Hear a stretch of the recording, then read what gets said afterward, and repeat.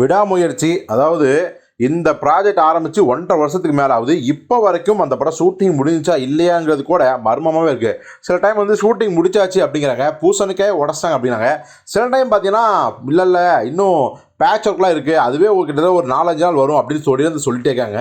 So அதனால் நம்மளால் ஒரு முடிவுக்கு வர முடியல. விடாமுயற்சி உண்மையாலுமே முடிஞ்சிருச்சா இல்லையா, ஒரு வேளை வந்து முடித்தாலும் கூட படத்தை பார்த்துட்டு ஏதாவது ரீஷூட் பண்ணணும் அப்படிங்கிறதுக்காகவே பேட்ச் ஒர்க்குன்னு சொல்கிறாங்களா அப்படிங்கிற மர்மம் வந்து நிறைய சூழ்ந்திருக்கு இந்த விடாமுயற்சியும் பற்றி. சரி, என்னதான் பிரச்சனை, இவ்வளோ ஏன் வந்து லேட் ஆச்சு அப்படின்னா, ஸ்டண்ட்டு மாஸ்டர் சுப்ரீம் சுந்தரே பார்த்தீங்கன்னா மிகப்பெரிய அளவில் ஒரு விளக்கம் கொடுத்துருக்காரு.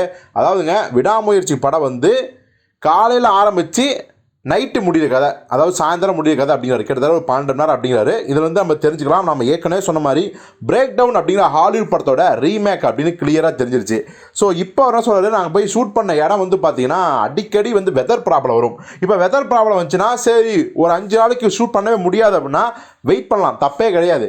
ஆனால் 5 நாள் கழிச்சு ஷூட் பண்ணும்போது திடீர்னு பார்த்தீங்கன்னா பனிப்புயல் வருது.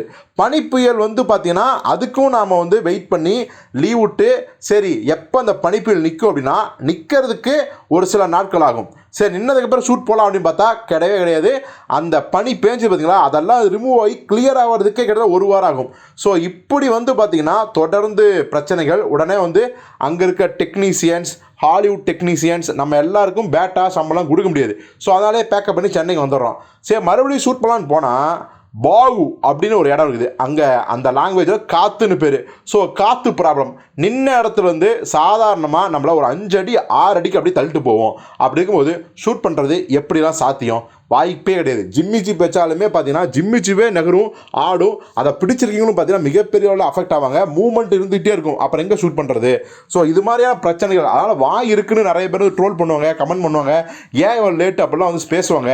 பட் எங்கள் பிரச்சனை எங்களுக்கு தெரியும். ஓவராலாக இந்த படம் ரிலீஸ் ஆகும்போது வேறு லெவலில் இருக்கும் இந்த அவுட்புட்டு அப்படின்னு சொல்லி இந்த படத்துக்கான ஒரு மிகப்பெரிய விளக்கத்தை கொடுத்துருக்காரு மாஸ்டர். ஸோ நிச்சயமாக அவங்களோட உழைப்புக்கு வந்து கண்டிப்பாக வந்து மக்கள் வந்து ஒரு நல்ல வெற்றியை கொடுப்பாங்க அப்படின்னு நம்ம உறுதியாக நம்பலாம்.